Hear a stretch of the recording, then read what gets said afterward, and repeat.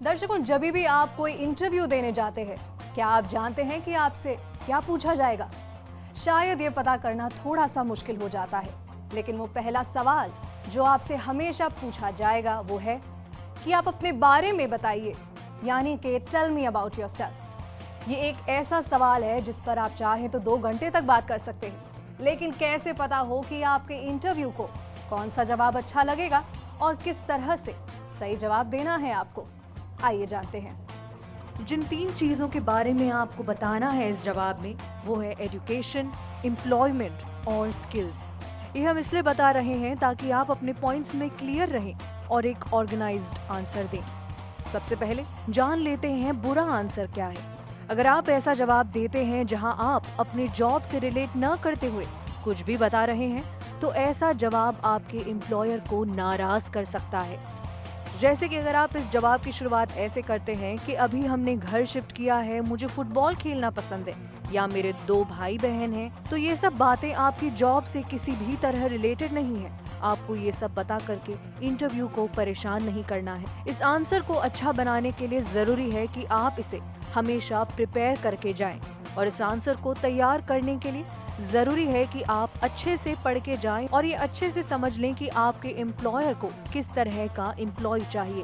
बहुत जरूरी है कि आप अपने आंसर की सही शुरुआत करें और उसे सही तरह से खत्म भी करें। कुछ भी बीच में बोलना शुरू न करें। अपने आंसर को, अपने पॉइंट्स को एक दूसरे से कनेक्टेड रखें और लिंक करके ही बोलें। आप अपना जवाब अपने नाम के साथ शुरू करते हैं कि मेरा नाम विदिशा है और मैं राजस्थान के एक छोटे से शहर ब्यावर से हूँ। और बाद में आप बात कर सकते हैं कि आपकी एजुकेशन, आपकी पढ़ाई, आपने कौन सी फील्ड में डिग्री ली है या आपने कौन सा काम किया है। उसके बाद आपको अपने स्किल्स को ध्यान में रखते हुए बताना है कि आप स्कूल में, स्पोर्ट्स मीट में, परेड्स में हमेशा से योगदान देते आए हैं, क्योंकि इनका हिस्सा बनने से आपको हर साल एक डिसिप्लिन स्टूडेंट और लर्नर की तरह महसूस होता था। आप बता सकते हैं कि आप कॉलेज में इलेक्शन के लिए खड़े हुए और आपको कल्चरल हेड या कोई भी पोस्ट मिली, और उसी दौरान जिस तरह का काम आपने किया उससे आपने टीम वर्क और लीडरशिप के बारे में जाना और उसके बारे में सीखा भी। और साथ ही साथ आपने ये भी सीखा कि अगर आप चाहते हैं कि आपकी टीम का काम पूरा हो, तो ये जरूरी है कि आपका अपना काम भी पूरा हो। अपनी एम्प्लॉयमेंट हिस्ट्री के बारे में बात करते हुए ध्यान रखें कि आपका हर बताया गया एक्सपीरियंस वही होना चाहिए जो प्रूफ कर सके कि आपके पास वो स्किल्स हैं जो एम्प्लॉयर ढूंढ रहा है। और अपने आंसर को अपने काम से ही और जॉब से ही रिलेटेड रखें। जैसे कि आपको सेल्स में जाना था, तो आप इसीलिए अपने फैमिली बिजनेस में काम सीखने गए 6 महीने के लिए, और फिर आपको लगा कि आपको एम्प्लॉय बन के ज्यादा सीखने को मिलेगा, तो इसीलिए आप ये जॉब के लिए यहाँ पर आ गए। साथ ही में आप बताएं कि आपको हमेशा से काम सीखने का शौक रहा है और आपने कई जगहों पर काम सीखा है। अपने वर्क स्किल्स को आप यहाँ भी बता सकते हैं, कुछ रियल वर्क एक्सपीरियंस का एग्जाम्पल देकर।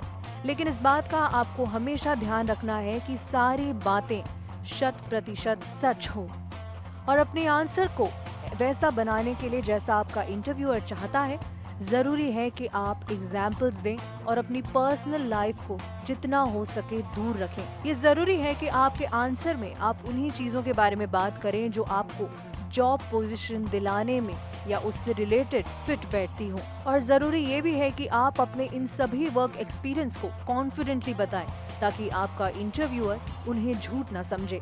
अगर आप अपने कॉलेज या स्कूल के वर्क एक्सपीरियंस की बात करें, तो जरूरी है कि आप उनके बारे में अच्छे से बताएं, और कोई ऐसे एक्सपीरियंस जिनसे आपने कुछ सीखा हो, इन एक्सपीरियंस को भी अपने इंटरव्यू के साथ शेयर जरूर करें। और ये आपके इंटरव्यूअर को बताएगा कि आप कितना इंटरेस्टेड रहते हैं चीजें सीखने में।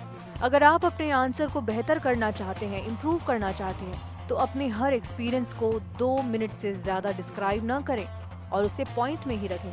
कोशिश करते हुए अपने पुराने एक्सपीरियंस के बजाय जो कॉलेज या रीसेंट एक्सपीरियंस हैं, उन्हीं के बारे में बात करें और उन्हें अपनी जॉब से कनेक्ट करते हुए ही बताएं, ताकि आपके इंटरव्यूअर को ऐसा ना लगे कि आप अपने पर्सनल एक्सपीरियंस के बारे में बात बता करके उन्हें ब्लैकमेल करना चाह रहे हैं इमोशनली। आपको किसी भी तरह पूरी सच्चाई के साथ ये प्रूफ करना है कि आप अपने पर्सनल एक्सपीरियंस को ऑर्गेनाइजेशन के फेवर में इस्तेमाल करने के लिए सक्षम हैं और आप ये जिम्मेदारी लेने के लिए तैयार भी हैं।